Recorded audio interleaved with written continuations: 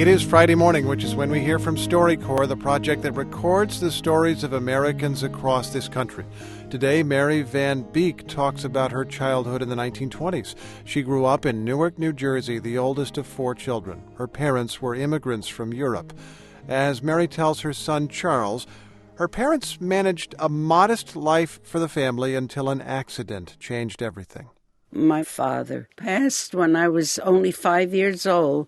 He worked for an electrical company, and he was standing in water, and someone dropped a wire and electrocuted him. He was 29 years old.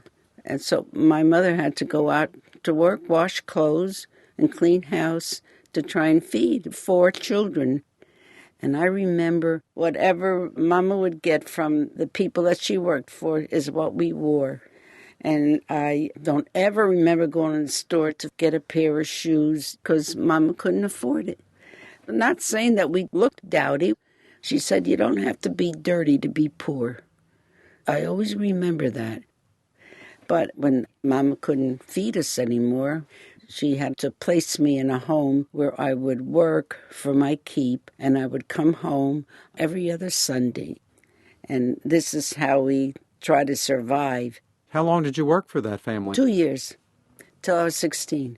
Mama worked across the street from there washing clothes, and it was a hot summer day, and she was walking down the street, and I ran to the front door and called her in to visit with her.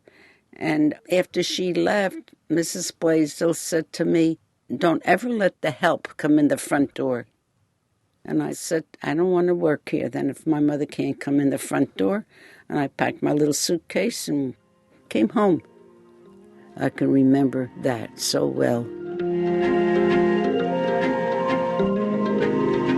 That's 94-year-old Mary Van Beek with her son Charles at StoryCorps in Knoxville, Tennessee.